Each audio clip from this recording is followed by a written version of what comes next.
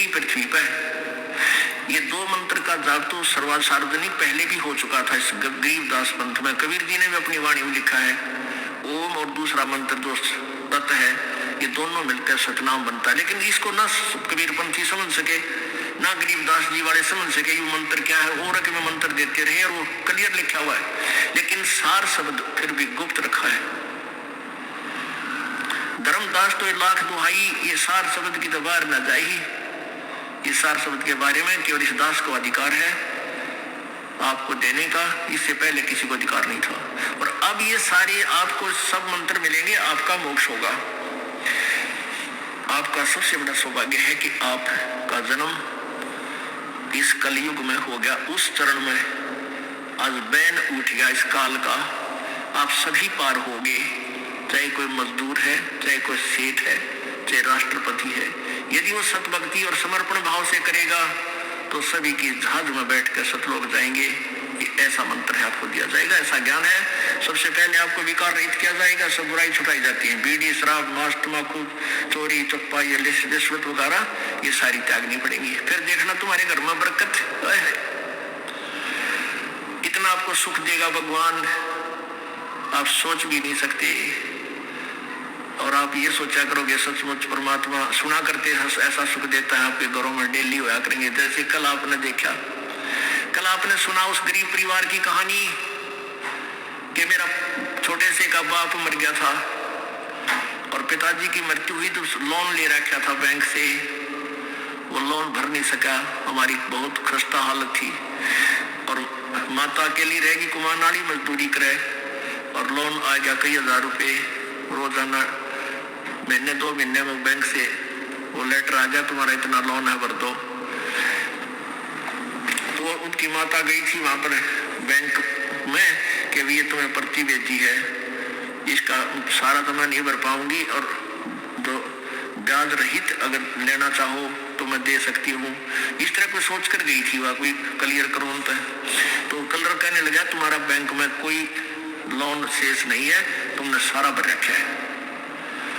वो उसके साथ शर्वरी है कि तू ढंग से नहीं देखता है, तुम कल न फिर मेरे हमारे करोड़ दुगना तिगना बना के बेच दोगी, तो ढंग से बता मेरे को। उनकी दोनों की लड़ाई, ऊंचे ऊंचे बोलने लगे। बैंक मैनेजर आ गया, कहने लगा बहन क्या झगड़ा तुम्हारा? बोला जी मेरा हमारे यहाँ चिट्ठी भेज रखी तुमने है और ये हमारे ऊपर लोन है, यूनो का लोन तुम्हारे पास है नहीं, तुम फिर इसका दुगना बना के भेजोगे, हम थोड़ा थोड़ा देना शुरू करें जैसा हमारी गुंजाइश है, कुछ करा इसका तो बताओ, मुझे क्लियर बताओ। बैंक मैनेजर ने बोला जा बहन जी मैं देखूंगा, मैं खुद चेक करूंगा। उसने खुद चेक किया, कंप्यूटर में देखा, कंप्यूटर में देखा तो कहने लगा तुम्हारा सारा लोन क्लियर है। वह फिर शर होगी तो बोली तुम मत बकाओ मेरे को, ये तुमने चिट्ठी भेज रखी। वह चिट्ठी उसने दी पाड़ और लिख कर दे दिया कि तुम्हारा कोई लोन नहीं है, मोर मार दी। बोलो सतगुरुदेव। अब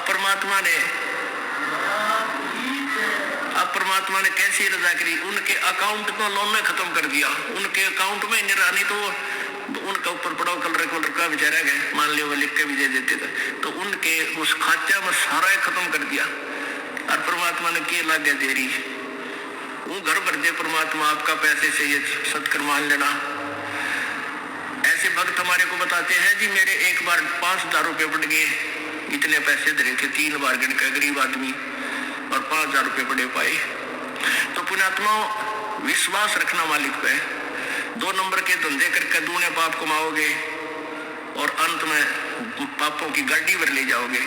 यहाँ परमात्मा आपके आने वाली आपत्तियां, जैसे आपके ऊपर कोई पाप कर्म के कारण कोई दंड आना, उसको भी खत्म करेगा।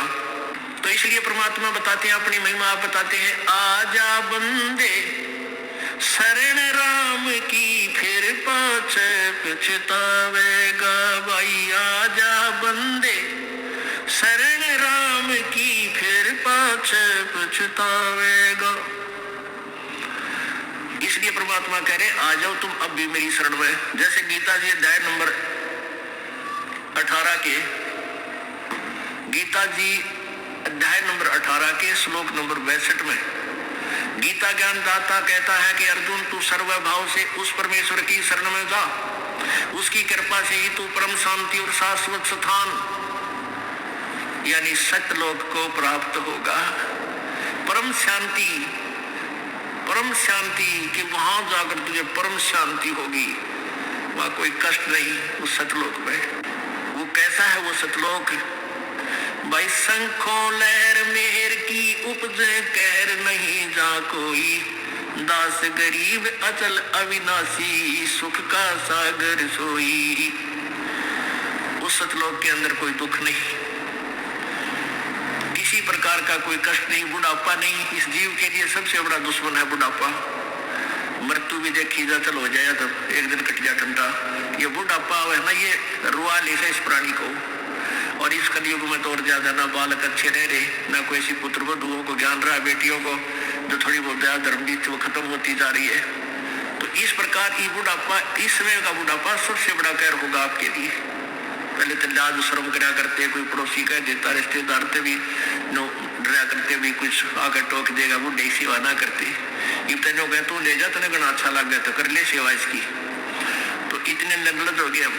तो अब हमने भगवान की घनी जरूरत है, और सही भक्ति करेंगे तो बुढ़ापा आपका ऐसा कट जाएगा ना, बेरा बिना पटक जाए भगवान। सो तो दर्द दूर करेगा, कोई आपत्ति आओगी हल्की सी करके टाल देगा आपको। आखिरी सांस तक आपका हाथ पैर चलते रहेंगे, आपको स्वस्थ रखेगा। तो ये बुढ़ापे वाला कहर भी टल जाएगा और सतलोक भी प्राप्त होगा। और इस मार्ग पर कैसे लगना चाहिए?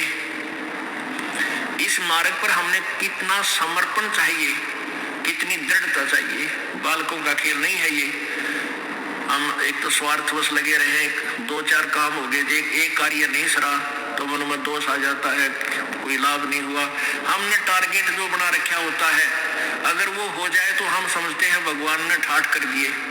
और हो सकता है जिस उद्देश्य से आप परमात्मा से डिमांड कर रहे हो, और वो वस्तु आपके लिए आने वाले समय में आपके लिए हानिकारक हो, तो परमात्मा वो आपको देगा नहीं, वो नहीं देगा यदि आप भगवान से की शरण में हो।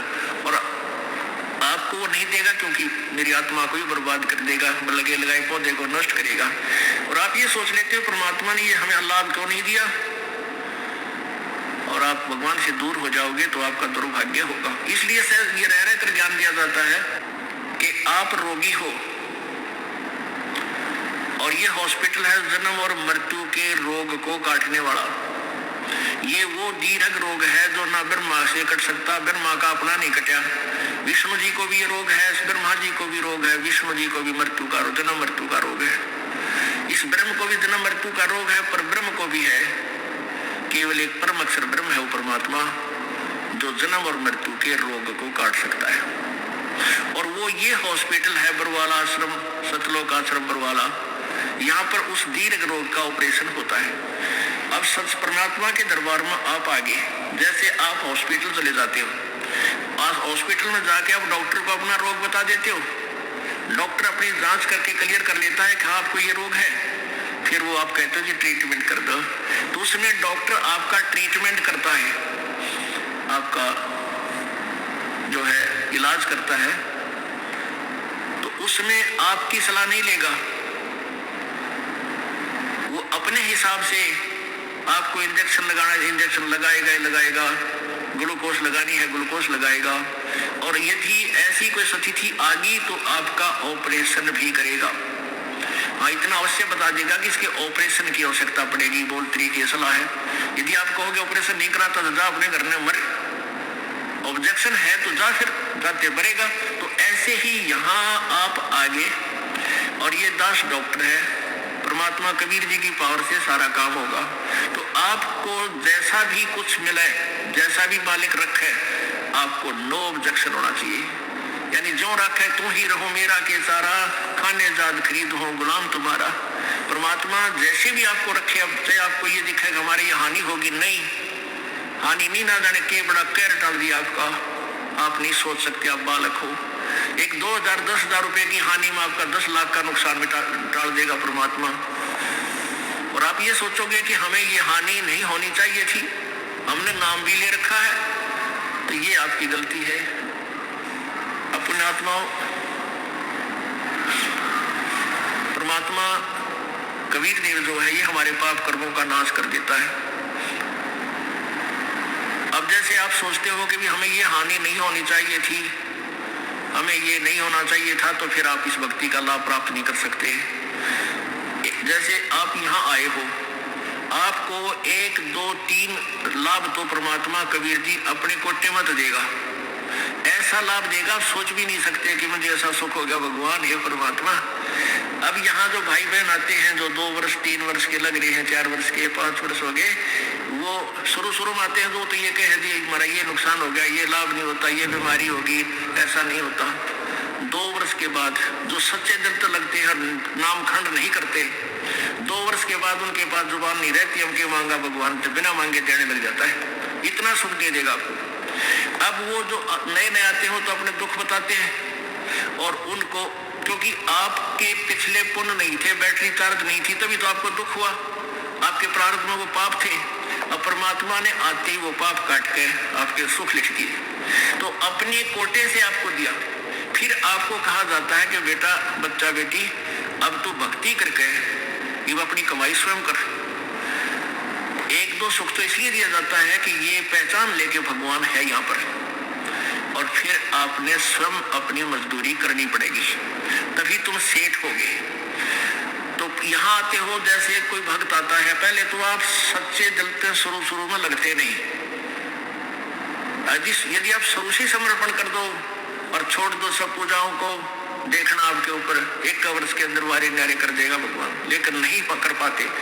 उसके लिए काल में हमें कैसे बांध रखा, जैसे एक परिवार में एक आदमी नाम ले लिया, एक व्यक्ति ने, और 5 व्यक्ति अनुपासना करने वाले, तो आपके नियम को वो खंड करवा देते हैं, और फिर आपको हानि होने बराबर रह जाती है, वो लाभ पूरा नहीं मिलता। फिर आपको समझाया जाता है, दृढ़ किया जाता है कि पूजा मत कर, अनुपासना नहीं करनी है। परमात्मा कबीर जी कहते हैं, 100 वर्ष तक सतगुरु पूजा, एक दिन अनुपासी, वो अपराधी आत्मा फिर पड़े काल की फांसी। 100 वर्ष आपने साधना कर रखी है, परमात्मा की साधना, सत्य साधना, एक दिन अनुपासना कर ली, अन्य देवी देवताओं क्रियाक्रम कर दिया, तो तेरा सारा नष्ट हो जाएगा। वो अपराधी आत्मा फिर पड़े काल की फांसी, यानी वो पिछला किया हुआ नष्ट नहीं होगा, लेकिन काल के जाल में फंस गया, नाम टूट गया, और काल फिर तेरे पिछले पुण्य के आधार पर तुझे नचाएगा, स्वर्ग में देवता बना देगा, ब्रह्मा विष्णु महेश बना देगा, पदवी दे देगा, फिर आपकी मलाई जो बैटरी डिस्चार्ज हो जाएगी, फिर गधे की योनि दे देगा, यानी काल की फांसी में फिर रह गया। तो ये साधनाएं आपने जो हम बताते हैं, शुरू में ही, प्रारंभ से ही दृढ़ निश्चय करके आओ, और सब आप अनुपासना को और सब मर्यादा जो आप हमारे नियम को भंग करती है, इनको तुरंत त्याग दो, और फिर देखना। अब जैसे कोई भक्त आता है, अनजान जो ज्ञान नहीं समझ रहे, वो कहते हैं जी मेरे को ना 4 महीने हो गए नाम लिए ने, मेरे को 10 महीने हो गए, और मुझे कोई लाभ नहीं हो पा रहा, मैंने पाठ भी करा दिया, ज्योति भी बोल दी। उसके 2 कारण हो सकते हैं। एक तो ये है कि आपने बीच में कोई नाम खंड किया हुआ है, या आपका नाम खंडित है। जब नाम कनेक्शन कट गया तो पावर आएगी नहीं, तो बिजली नहीं आएगी, तो आपके पंखे चले ना कूलर चले। दूसरा ये कारण हो सकता है कि आप जैसे सर्दियों के मौसम में आपने स्वेटर भी पहन रखी है, जूते भी पहन रखे हैं, और फिर भी आपको सर्दी लग रही है, तो क्या कारण है कि सर्दी घनी है। सर्दी घनी है तो उसका क्या उपाय है कि जर्सी और पहन, और जर्सी से भी सर्दी लग रही है तो कंबल और ले, उसका विकल्प यही है और तरीका नहीं। अब कोई ये कहे कि मैंने स्वेटर भी पहन रखी और फिर भी सर्दी लगती है, क्या फायदा हुआ, मैं तो स्वेटर निकाल कर फेंक देता हूँ, तो बॉडी बूच होगा होता है। अब आपने नाम ले लिया, आपने ज्योत भी करा चढ़ा दी, ज्योत भी लगवा दी, धर्म पाठ भी करवा दिया, फिर भी आपके ऊपर थोड़ी बहुत आपत्ति है, तो पाप कर्मों की सर्दी बहुत भयंकर है। यदि देखो आपने कंबल ओढ़ लिया, कंबल ओढ़े हुए और फिर भी सर्दी लग रही है, तो क्या उस कंबल को फेंक देने से सर्दी खत्म हो जाएगी? नमूनिया होगा। कंबल ने जितना उसकी क्षमता थी उतना प्रोटेक्शन आपका कर रखा है। अगर ये कंबल भी ना होता इतनी सर्दी में तो नमूनिया हो जाता आपको। तो ऐसे ही आपके ऊपर पाप कर्मों की सर्दी घनी है, और इतना कुछ धर्म करने के बाद भी थोड़ा बहुत ठूम ठा की हाथ पांव ठंडे हो रहे हैं, तो क्या नाम छोड़ देने से आपको लाभ हो जाएगा? वो नाम रूपी कंबल को फेंक देने से, धर्म रूपी कंबल को फेंक देने से आपको हानि होगी। उसका तरीका है कि और बढ़ाओ, रजाई ओढ़नी पड़े रजाई ओढ़, और आग बाल के सेकना पड़े तो आग बाल कर हाथ पैर सेक के अपना गर्मी प्राप्त कर। तो ऐसे ही इसी तरह धर्म और बढ़ा, पुण्य बढ़ा, पाठ और कर, जोत चढ़ा। जैसे एक टेबलेट थे, पेट का दर्द ठीक ना होगा 2 ले, एक दिन बना हुआ तो लगातार 1-1 महीने भी गोलियां खानी पड़ जाती है, जब वो इलाज होगा उसी तरीके से। तो आपका जो ये पाप रूप कर्मी जो कर्म रूपी सर्दी से आप जो परेशान है, इसका यही तरीका है, और इसमें आपने पीछे नहीं हटना, आगे को बढ़ना चाहिए। और जिनके ये परमात्मा की खटक लग जाती है, उनकी क्या स्थिति होती है। लागी का मार्गे और है, लगे चोट काल जा करके, लगे चोट काल जा करके, लगे चोट काल जा करके ला।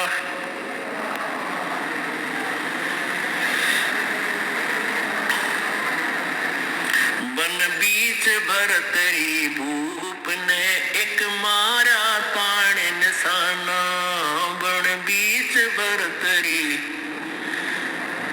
मारा ताण निशाना। कोई घड़ी सदी थी आवन की, साधु का हो गया आना, कोई घड़ी सदी थी आवन की, साधु का हो गया आना। कोई मुआ मर्ग जवा दियो, नत तारे धरो न बाणा, कोई मुआ मर्ग जवा दियो, नत तारे धरो न बाणा। जिंदा कर दिया डोर था, शिष बना परीक्षा करके, शिष बना परीक्षा करके, शिष बना परीक्षा करके। लागी का मार्ग और है, लगे चोट काल जा करके, लगे चोट काल जा करके। लागी का मार्ग और है, लगे चोट काल जा। गोपी चंद योगी हो गए, जिन ले लिया भगमा बाणा, गोपी चंद योगी हो गए, जिन ले लिया भगमा बाणा। गुरु महल जनान भेद थे, भिक्षा का भोजन लाना, गुरु महल जनान भेद थे, डोडी पे अलख जगाना। भोजन 3600 छोड़ के, भिक्षा का भोजन खाना, व्यंजन 3600 त्याग के, भिक्षा का भोजन खाना। तन पड़ गया कमजोर था, ना खाया उदर भर के, ना खाया उदर भर के, ना खाया उदर भर के। लागी का मार्ग और है, लग चोट काल जा करके, लग चोट काल जा करके, लगे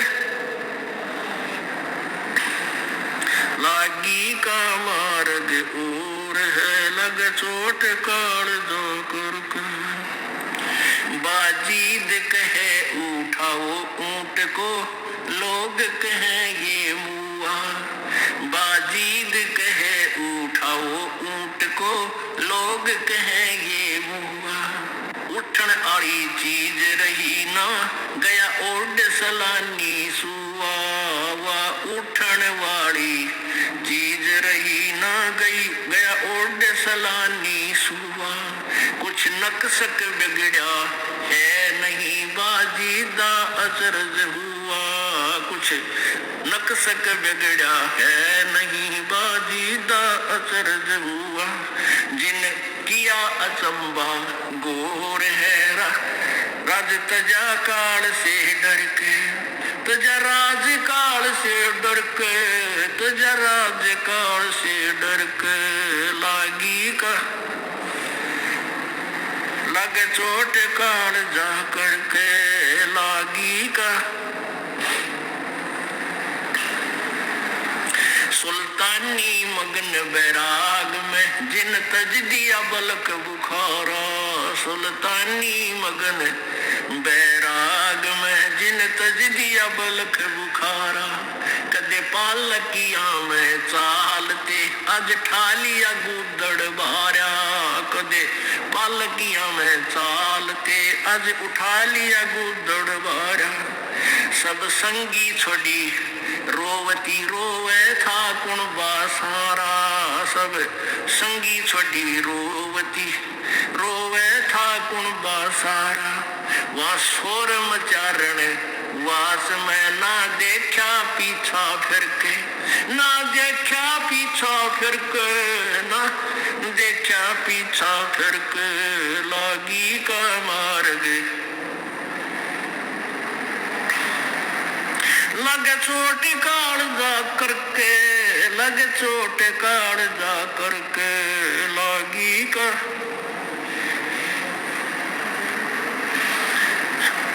कुएं में शेख फरीद ने किसी मीठी बोली भाषा। कुएं में शेख फरीद ने किसी मीठी बोली भाषा।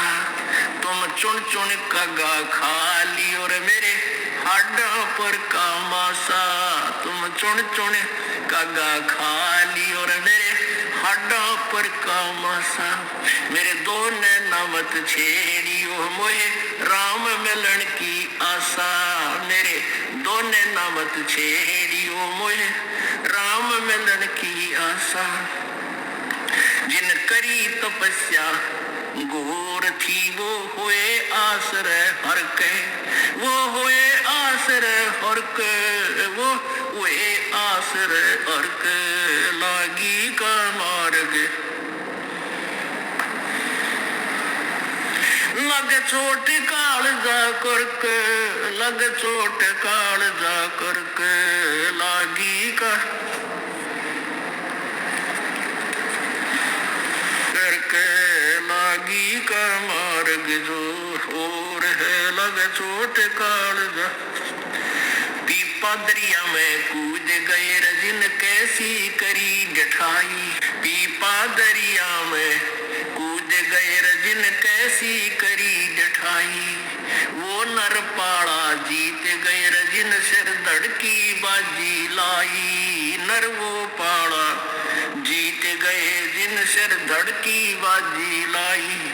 कह मंगलानंद चेतियो तुम सोच समझ मेरा भाई। कह मंगलानंद चेतियो रे कुछ समझ सोच समझ मेरा भाई। बिन चेते यू झूठा शोर है कुछ जाइयो सुकर्म करके। कुछ जाइयो सुकर्म करके, कुछ जाइयो रे सुकर्म करके लागी का मार्ग। और है लग चोट काल जा करके, लग चोट काल जा करके, लग चोट काल जा करके लागी का सत साहिब।